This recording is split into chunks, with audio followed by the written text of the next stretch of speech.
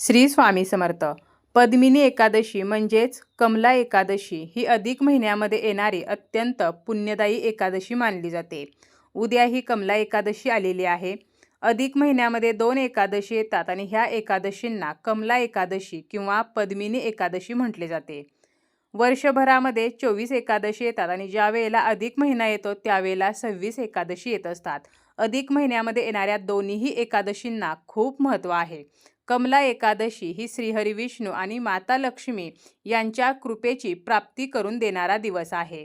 कमला आणि पद्मिनी ही जी नावे आहेत तर ती माता लक्ष्मीचीच नावे आहेत. त्यामुळे या दिवशी विष्णूंच्या पूजेसह लक्ष्मीच्या पूजेला सुद्धा विशेष महत्त्व आहे. अधिक महिन्यामध्ये जे काही दिवस असतात तर हे सर्व दिवस हे विष्णूंना समर्पित असतात आणि त्यापैकीच अत्यंत शुभ दिवस म्हणजे कमला एकादशीचा दिवस. या दिवशी उपवाससुद्धा केला जातो. बरेचसे लोक इतर वेळेला जरी एकादशीचे व्रत करत नसले तरीसुद्धा 3 वर्षातून एकदा अधिक महिन्यामध्ये कमला एकादशीचे व्रत आणि उपवास करत असतात. कमला एकादशीच्या दिवशी दानधर्म केल्याने, विष्णूपूजन केल्याने पापांचा नाश होतो अशी सुद्धा मान्यता आहे. त्याचप्रमाणे कमला एकादशीचे व्रत केल्याने घरामध्ये सुख, समृद्धी आणि धनधान्यामध्ये वाढ होते. मानसिक शांतता, कुटुंबातील सौख्य आणि आध्यात्मिक उन्नतीसाठी कमला एकादशी ही विशेष फलदायी मानली जाते. त्याचप्रमाणे विष्णुलोक प्राप्तीचे पुण्यसुद्धा कमला एकादशीचे व्रत केल्याने मिळते. कमला एकादशीच्या दिवशी आपण श्रीहरी विष्णू आणि माता लक्ष्मीची विधिवत पूजा करावी. ओम नमो भगवते वासुदेवाय या मंत्राचा जास्तीत जास्त जप करावा. विष्णूंना तुळशीपत्र अर्पण करावे. त्याचप्रमाणे नैवेद्य अर्पण करावा. विष्णूंना पिवळ्या रंगाची फुले आणि माता लक्ष्मीला कमळाची फुले अर्पण करावीत. आणि या दिवशी आपल्याला काही पदार्थ हे चुकूनही खायचे नाहीत. कोणते पदार्थ आपल्याला या कमला एकादशीच्या दिवशी खायचे नाहीत याची संपूर्ण माहिती आपण आजच्या या व्हिडिओमध्ये पाहणार आहोत. आपण जो नैवेद्य बनवतो यामध्ये सुद्धा सात्विकच पदार्थ असावेत. त्याचप्रमाणे या दिवशी आपल्याला सात्विकच आहार घ्यायचा आहे. काही पदार्थ मात्र आपल्याला या कमला एकादशीच्या दिवशी चुकूनही खायचे नाहीत.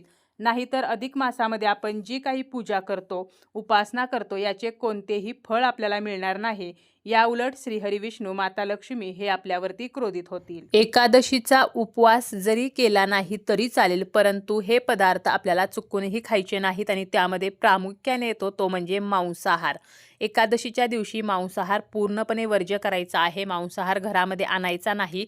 मग यामध्ये अंडी आले, मटण, चिकन, मासे, तर आपल्याला कोणत्याही प्रकारचा मांसाहार घरामध्ये आणायचा नाही. मांसाहार करायचा नाही. मांसाहाराला स्पर्शसुद्धा करायचा नाही.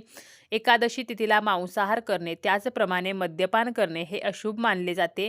या दिवशी आपण मांसाहार केला तर श्रीहरी विष्णू जे या सृष्टीचे पालनकर्ते आहेत तर ते नाराज होतात आणि विष्णू नाराज झाले तर माता लक्ष्मी जी आहे तर ती सुद्धा नाराज होते आणि आर्थिक समस्यांचा आपल्याला सामना करावा लागतो.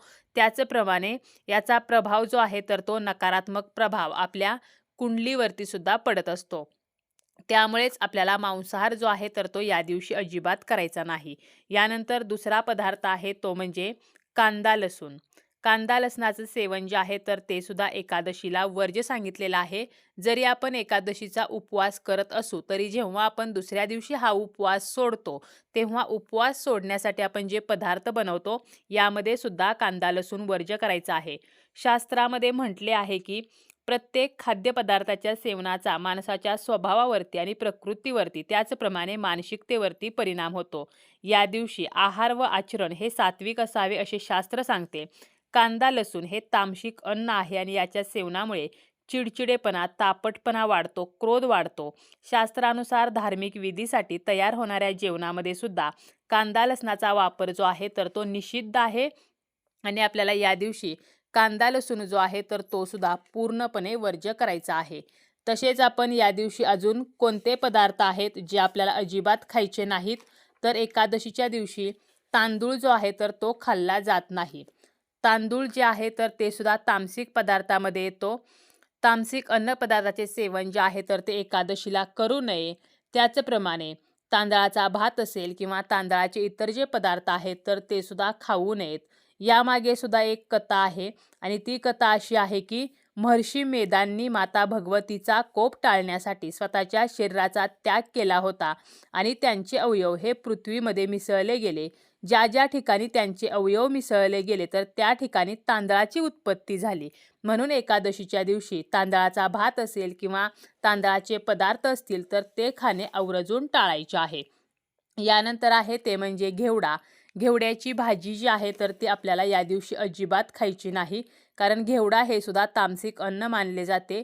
घेवडा जर आपण एकादशीच्या दिवशी खाल्ला तर आपले जे संतान आहे, आपलं अपत्य आहे, आपली मुले आहेत तर त्यांना याचा त्रास होतो. म्हणून घेवडा खाणे सुद्धा टाळायचे आहे. त्याचप्रमाणे आपल्या जीवनावरती वाईट परिणाम होऊ नयेत म्हणून या दिवशी वांग्याची भाजी खाणे सुद्धा टाळायचे आहे. तसेच एकादशीच्या दिवशी मुळा, मसूर आणि तूर याचं सुद्धा सेवन वर्ज्य सांगितलेलं आहे. स्वयंपाक बनवताना जर आपण मोहरीच्या तेलाचा वापर करत असू तर एकादशीच्या दिवशी स्वयंपाक बनवताना मोहरीच्या तेलाचा वापर करू नये, म्हणजे मोहरीचे तेल खाणे सुद्धा आपल्याला टाळायचे आहे.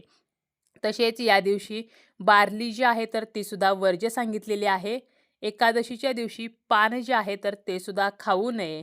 आपल्याला जर कोणी बाहेरच्या व्यक्ती, खास करून आपले शत्रू जे आहेत तर ते जर या दिवशी काही पदार्थ खायला देत असतील तर अशा व्यक्तींकडून आपल्याला हे पदार्थ घेऊन खाणे टाळायचे आहे. हॉटेलचे किंवा बाहेरचे खाणे सुद्धा आपल्याला या दिवशी टाळायचे आहे. या दिवशी आपल्याला जास्तीत जास्त सात्विक अन्नपदार्थ खायचे आहेत. तसेच आपण या दिवशी उपवास जर करत असू, उपवासासाठी आपण जे पदार्थ बनवतो त्यासाठी साधे मीठ न वापरता सैंधव मीठाचा वापर करायचा आहे. या दिवशी रेडीमेड ज्यूस, कोल्ड्रिंक्स जे आहेत तर ते अजिबात सेवन करायचे नाहीत. तसेच आपण जर उपवास करत असू तर आपलं जे उष्ट आहे तर ते इतरांना द्यायचं नाही आणि इतरांचं उष्ट आपल्याला खायचं नाही. तर आपण जे व्रत करत आहोत किंवा उपवास करत आहोत याचं पावित्र्य जे आहे तर ते आपल्याला राखायचं आहे. असे काही अन्नपदार्थ जे आहेत तर हे जर आपण एकादशीच्या दिवशी खात असू तर याचे जे दुष्परिणाम आहेत तर ते आपल्याला भोगावे लागतात. म्हणून आपल्याला या ज्या भाज्या आहेत किंवा हे जे पदार्थ आहेत तर ते खाणे टाळायचे आहे.